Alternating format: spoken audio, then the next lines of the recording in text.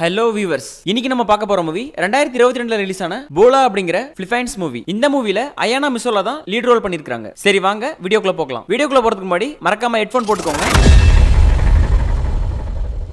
படம் ஸ்டார்ட் ஆன உடனே ஒரு பொண்ணு ஏஞ்சல் போல ட்ரெஸ் போட்டுக்கிட்டு அங்கேயும் இங்கேயும் டான்ஸ் ஆடிக்கிட்டு தெரியுது. அந்த பொண்ணு டான்ஸ் ஆடுறத இன்னொரு பொண்ணு ஒளிஞ்சிருந்து வேடிக்கை பார்க்கறா. அந்த வேடிக்கை பார்க்கற பொண்ணு வேற யாரும் இல்ல, அந்த பொண்ணு தான் அந்த படத்தோட ஹீரோயின். வேடிக்கை பார்த்துக்கிட்டு தானும் அது போல டான்ஸ் ஆடுற மாதிரி கற்பனை பண்ணிக்கிட்டே இருக்கா நம்ம ஹீரோயின். ஒரு லாண்ட்ரி ஷாப்ல வேலை செய்யறா. அங்க ஒவ்வொரு வாஷிங் மிஷின்லயும் நிறைய துணிகள் சுத்திக்கிட்டே இருக்கு. அதுல இருந்து ஒரு ஸ்கூல் யூனிஃபார்ம் எடுத்து அதை போட்டுக்கிட்டு கண்ணாடி முன்னாடி அழகு பார்க்கறா ஹீரோயின். நம்ம ஹீரோயின் ஸ்கூல் யூனிஃபார்ம் போட்டது பார்த்தாம ஒரு ஷர்ட்டை வீட்டுக்கு எடுத்துட்டு போயிட்டு அந்த வீட்டுல வயசான மாதிரி ஒருத்தர் இருக்கிறாரு. அவருக்கும் அந்த ஷர்ட்டை போட்டு அழகு பார்க்கறா ஹீரோயின். ஆனா அந்த வயசானவருக்கு ஏதோ வியாதி போல ரொம்ப டயர்டா பேஷண்ட் மாதிரியே இருக்காரு. அதுக்கப்புறம் ஹீரோயின் அந்த ட்ரெஸ் போட்டுக்கிட்டு இந்த ட்ரெஸ்ல நான் எப்படி இருக்கேன், அழகா இருக்கனா, கொஞ்சம் பார்த்து சொல்ல அப்படின்னு சொல்லிக்கிட்டு அந்த வயசானவரை கீழே படுக்க வச்சுட்டு, சார் சொல்லுங்க சார், ஏன் எதுவுமே சொல்ல மாட்டேங்கிறீங்க, இப்ப சொல்லுங்க, இப்ப நான் எப்படி இருக்கேன் அப்படின்னு சொல்லி அதுக்கப்புறம் இந்த மாதிரி கேட்கிறா. ஆனா அந்த வயசானவரோ சோத்துக்கு சத்த மாதிரி எதை பத்தியுமே எந்த ரியாக்ஷனுமே இல்லாம இருக்கிறாப்ல. மறுபடியும் சார் சொல்லுங்க ப்ளீஸ், சார் சொல்லுங்க ப்ளீஸ்னு சொல்லி கடைசியா அவனை கீழே தள்ளி விட்டு அழ ஆரம்பிச்சிடறா ஹீரோயின். அதுக்கப்புறம் மறுநாள் விடிஞ்சிடுது. அந்த சாரை தொடச்சு குளிப்பாட்டி விடுறா. எல்லாம் முடிஞ்ச பின்னாடி உங்களால எனக்கு குழந்தை கொடுக்க முடியாதா,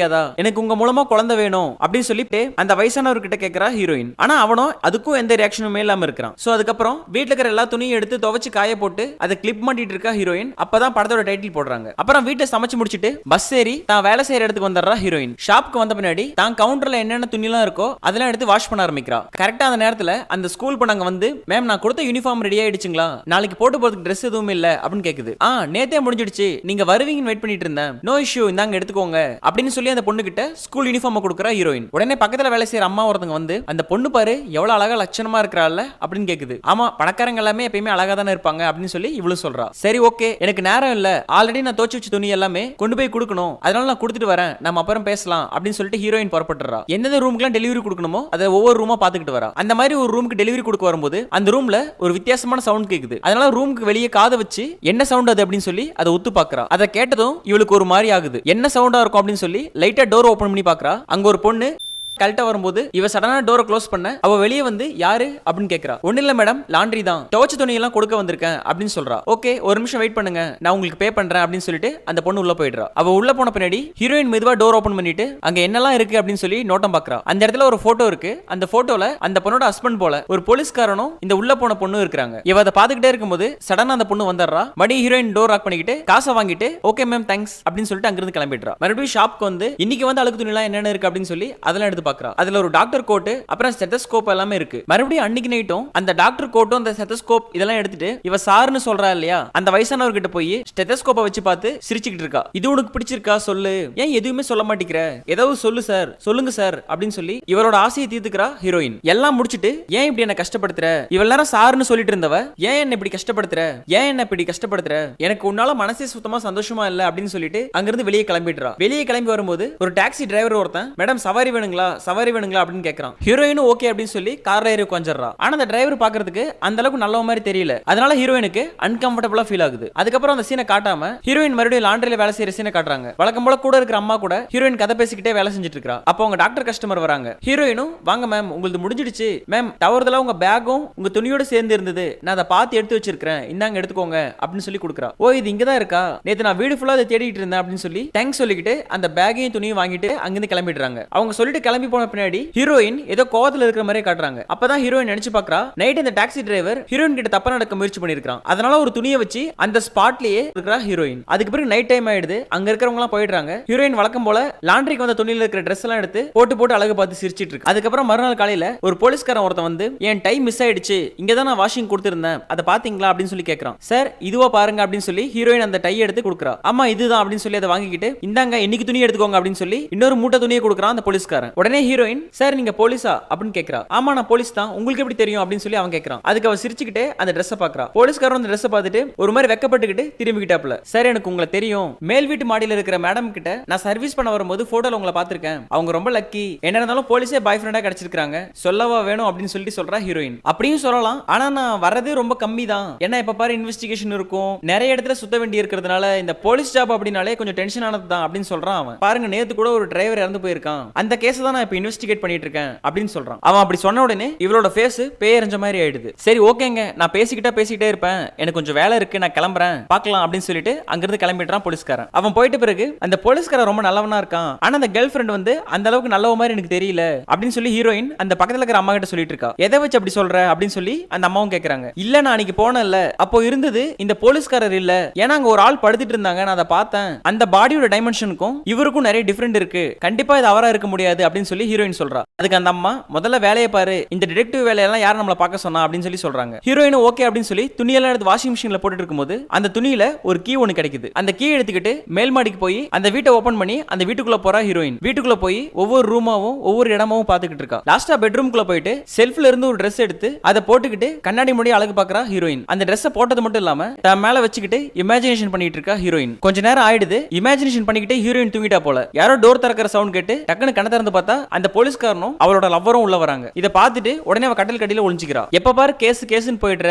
என்ன கவனிக்கிறே நீ அப்படின்னு சொல்லி அந்த பொண்ணு கேட்க, ஏ சாரிப்பா, உனக்கு தெரியாத ஒண்ணு இல்ல, என் வேலை அப்படி, சரி விடு, இன்னைக்கு ஃபுல்லா நான் உங்க கூட தான் டைம் ஸ்பெண்ட் பண்ணுவேன் அப்படின்னு சொல்றான் அந்த போலீஸ்காரன். அதுக்கப்புறம் போலீஸ்காரனும் அவனோட லவ்வரும் இருக்காங்க. இவங்க இன்டிமேட்டா இருக்கிறத ஹீரோயின் கண்ணாடி வழியாவே பாத்துக்கிட்டு இருக்கா. எல்லாம் முடிஞ்சுதான் அவங்க தூங்கிடுறாங்க. அதுக்கு பிறகு ஹீரோயின் மெதுவா போன மாதிரி எழுந்துட்டு அங்கிருந்து எஸ்கேப் ஆகி வந்துடுறா. இவங்க இந்த மாதிரி பார்த்த பின்னாடி இவங்க அப்பா கப்பல்ஸா பார்க்கும் போதெல்லாம் இவளுக்கு ஒரு புது ஃபீல் ஏற்படுது. நம்மளும் நம்ம சார் கூட இந்த மாதிரி இருக்கணும் அப்படின்னு சொல்லி இந்த மாதிரி Dress அப்புறம் பார்ட்டி மூடு மாதிரி செட் பண்ணி அந்த கிழவனை அங்க உட்கார வச்சு அவனுக்கு ட்ரிங்க்ஸ் எல்லாம் கொடுக்குறா ஹீரோயின். அதுக்கப்புறம் அவளோட சாரை இம்ப்ரெஸ் பண்ணவும் ட்ரை பண்றா. இது எல்லாம் முடிஞ்ச பிறகு அந்த போலீஸ்காரனோட யூனிஃபார்ம் எடுத்து அந்த கிழவனுக்கு போட்டு, இந்த Dress உங்களுக்கு ரொம்ப அழகா இருக்கு, இந்த Dressல உங்களை பார்க்கும்போது என்ன நானே மறந்து போயிடுறேன் அப்படின்னு சொல்லி அந்த கிழவனோட ரொமான்ஸ் பண்ண ஆரம்பிச்சறா ஹீரோயின். ரொமான்ஸ் பண்ணும்போது அன்னைக்கு நைட் அந்த போலீஸ்காரனும் என்னென்னலாம் பண்ணாங்களோ அதை யோசிச்சுக்கிட்டு இமேஜினேஷன் பண்ணிக்கிட்டு இருக்கா ஹீரோயின். அதுக்கப்புறம் மறுநாள் காலையில எப்பயும் போல ஹீரோயின் ஷாப்ல வேலை செஞ்சுட்டு இருக்கும்போது நம்ம ஹீரோயின் கூட வேலை செய்யற அந்த அம்மாவோட பையன் அடிக்கடி ஷாப்புக்கு வந்து அவங்க அம்மா கஷ்டப்பட்டு சம்பாரிச்ச பணத்தை அவங்கள மிரட்டி ஏமாத்தி வாங்கிட்டு போறதே பொழப்பா வச்சிருக்கான். இதனால ஹீரோயினுக்கு அவனை பார்க்கும் போதெல்லாம் ரொம்ப ரொம்ப காண்டாகும். அந்த பக்கத்துல இருக்கிற அம்மாவை பார்க்க அந்த அம்மாவோட கஸ்டமர் ஒருத்தங்க வராங்க. சார் இந்தாங்க சார் உங்க துணி அப்படின்னு சொல்லி அவங்களுக்கு அந்த துணியை கொடுத்துட்டு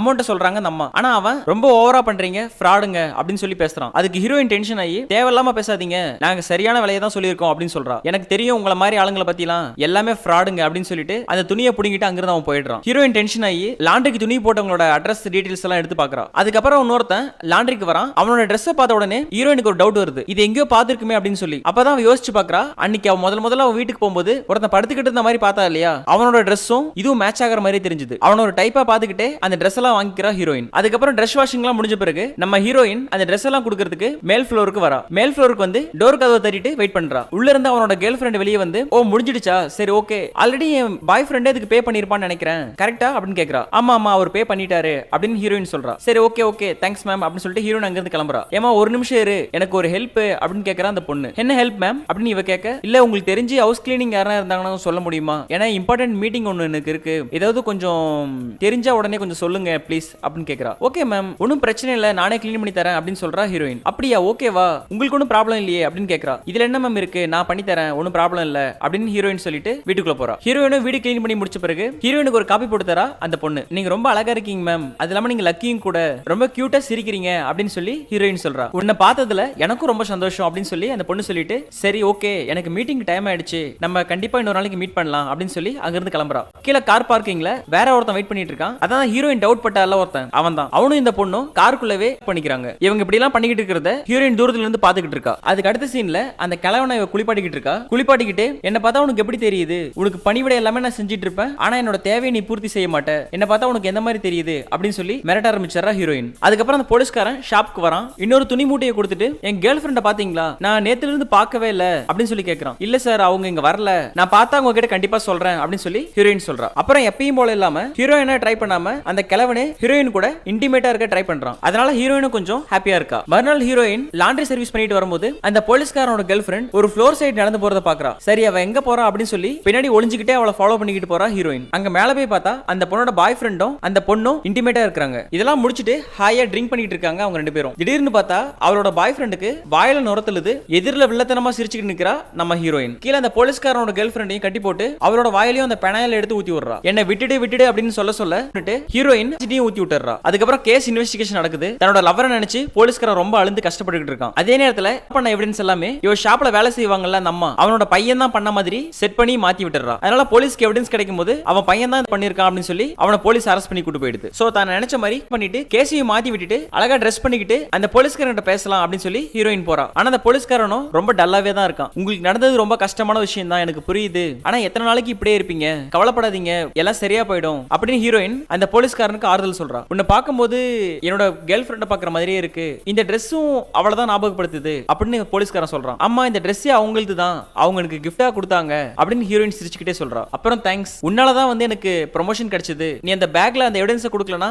அந்த பையனை என்னால பிடிச்சிருக்க முடியாது, உண்மையான கொலைகாரனையும் கண்டுபிடிச்சிருக்க முடியாது அப்படின்னு போலீஸ்காரன் சொல்றான். இதுல என்ன இருக்கு, நான் என்னோட கடமையை தான் செஞ்சேன் அப்படின்னு ஹீரோயின் சொல்றா. இந்த டின்னர் முடிஞ்ச பிறகு உனக்கு எதுவும் பிளான் இருக்கா அப்படின்னு போலீஸ்காரன் கேக்குறான். ஹீரோயின் அமைதியா இருக்கா. உனக்கு பிளான் எதுவும் இல்லனா நீ இன்னைக்கு கூட ஸ்டே பண்ணு, எனக்கு மைண்ட் அப்செட்டா இருக்கு அப்படின்னு போலீஸ்காரன் சொல்றான். அப்புறம் ரெண்டு பேரும் ஒண்ணா வீட்ல இருக்காங்க. ரெண்டு பேரும் ரொம்ப அமைதியாவும் இருக்காங்க. கொஞ்ச நேரம் கழிச்சு அந்த போலீஸ்காரன் அந்த பொண்ணு மேல சாஞ்சிக்கிட்டு அழ ஆரம்பிச்சிடறான். அதுக்கப்புறம் ஹீரோ ஹீரோயின்குள்ள ஒரு நல்ல பாண்டிங் ஏற்படுறது, நல்ல ஃப்ரெண்ட்ஷிப்பாவும் இருக்காங்க. அந்த ஃப்ரெண்ட்ஷிப் நாளடைவுல காதலாவும் மாறுது. அதுக்கப்புறம் ரெண்டு பேரும் இன்டிமேட்டாவும் இருக்கவும் ஆரம்பிச்சிடறாங்க. ஹீரோயின் அந்த போலீஸ்காரன் ரொம்ப கேர் பண்ண ஆரம்பிச்சிடறான். அதனால அந்த பொண்ணுக்கு அந்த கிழவனை கம்பேர் பண்ணும்போது இந்த போலீஸ்காரனை ரொம்ப பிடிக்க ஆரம்பிச்சிருது. அப்புறம் அன்னைக்கு நைட்டு அந்த கிழவன்கிட்ட பேச ஆரம்பிக்கிறா. எனக்கு எல்லாம் மறந்துருச்சு அப்படின்னு நினைக்கிறியா, அன்னைக்கு நடந்த விஷயத்தை நான் எப்பயுமே மறக்க மாட்டேன் அப்படின்னு சொல்றா ஹீரோயின். உடனே ஒரு பிளாஷ்பேக் கட்டுறாங்க. அந்த பிளாஷ்பேக்ல பார்த்தா அந்த கிழவன் எங்க இருக்கும்போது ரொம்ப பெரிய பணக்காரனா இருந்திருக்கான். அவனுக்கு ஒரு பொண்ணு இருந்திருக்கு. அவங்க வீட்டுல வேலை செய்யற வேலைக்காரியா நம்ம ஹீரோயின் இருந்திருக்கா. இப்படி ஒரு நாள் இருக்கும்போது அவன் கிட்டே தப்பா நடந்துக்கிறத ஹீரோயின் பாக்குறா. அவனோட பொண்ணும் இத பத்தி யாருக்கிட்டையும் சொல்லாத, வெளியே தெரிஞ்சா ரொம்ப தப்பா பேசுவாங்க அப்படின்னு சொல்றா. நான் சொல்ல மாட்டேன் மேம் அப்படின்னு ஹீரோயின் சொல்றா. இவ முதல்ல இந்த மாதிரி இன்டிமேட்ட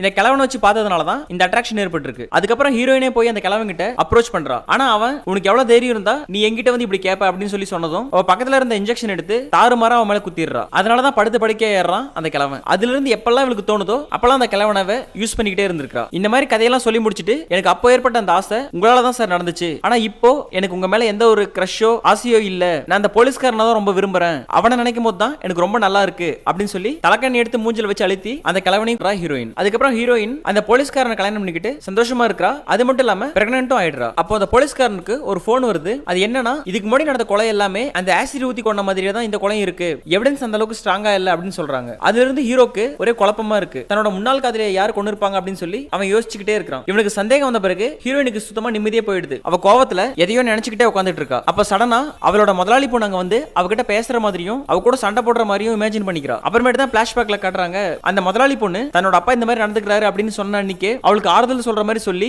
ஆசிட்ஸ் வச்சு அப்பவே கொண்டு இருக்கிறா ஹீரோயின். கொண்டுட்ட பிறகுதான் அவங்க அப்பங்கிட்ட அப்ரோச்சே பண்ணிருக்கா. அதை இமேஜின் பண்ணிக்கிட்டு இன்னைக்கு கடைக்கு வந்த வேற யாரையோ புதுசா வந்தவங்களையும் அவன் நினைச்சு இமேஜின் பண்ணிக்கும் போது அந்த இடத்துல கரெக்டா அந்த போலீஸ்காரன் வந்துடுறான். இங்க நடந்த எல்லா விஷயத்தையும் அவன் பாத்துறான். உடனே ஹீரோயின் அழ ஆரம்பிச்சு இவன் என்ன கொல்ல வந்தா, எனக்கு தெரியல, என்ன காப்பாத்து ப்ளீஸ், இவன் என்ன கொல்ல வந்தா அப்படின்னு சொல்லி பிடிச்சால ட்ரை பண்றா. ஆனா அவன் ஷாக்லயே இருக்கான். அவளோட கையை தட்டி விட்டு தூரமா போக முயற்சி பண்ணி கன் எடுத்து அவன் முன்னாடி காட்டுறான். என்ன பத்தி உனக்கு தெரியாதா, நான் இப்படி பண்ணுவேன்னு நினைக்கிறியா, என்ன நம்பு அப்படின்னு சொல்லி ஹீரோயின் அழுந்துகிட்டே இருக்கா. நடந்ததுக்கு எல்லாத்துக்கும் நீ தான் மொத்தமா காரணம், நீ தான் எல்லாரையுமே கொண்டு இருக்க, எனக்கு இப்பதான் எல்லா விஷயமும் புரியுது அப்படின்னு சொல்லி அந்த போலீஸ்காரன் சொல்றான். நீ நானும் லவ் பண்ணணும் தானே, நான் போய் இப்படி பண்ணுவேனா அப்படின்னு ஹீரோயின் கேக்குறா. என்ன ஏன் எல்லாரும் இப்படி பண்றீங்க, உன்னை காதலிச்ச பாவத்துக்கு உன்னை கொல்லக்கூடாது, என்ன நானே கொண்டுக்கிறேன் அப்படின்னு சொல்லி கன் எடுத்து அவன் தலையில வச்சுக்கிறான் போலீஸ்காரன். என்ன மன்னிச்சிரு, நான் தான் எல்லா கொலையும் பண்ணேன், ஆனா நான் சொல்றத ஒரு நிமிஷம் கேளு அப்படின்னு சொல்லிக்கிட்டு டக்குன்னு வந்து அந்த கையில இருக்கிற கண்ணை புடுங்குறா ஹீரோயின். அப்புறம் அந்த சீன் அதோட கட் பண்ணிடுறாங்க. அதுக்கப்புறம் நார்மலா காட்டுறாங்க. ஹீரோயின் ரூம்குள்ள போறா. அங்க அந்த போலீஸ்காரன் அந்த கிழமை முதல்ல இருந்தாலையா பேஷண்ட் மாதிரி அதே போல படுத்து கிடக்குறான். அப்புறம் இவ ஒரு டோசேஜ் மருந்து எடுத்து அவனுக்கு போட்டு விடுறா. நான் விருப்பப்பட்டா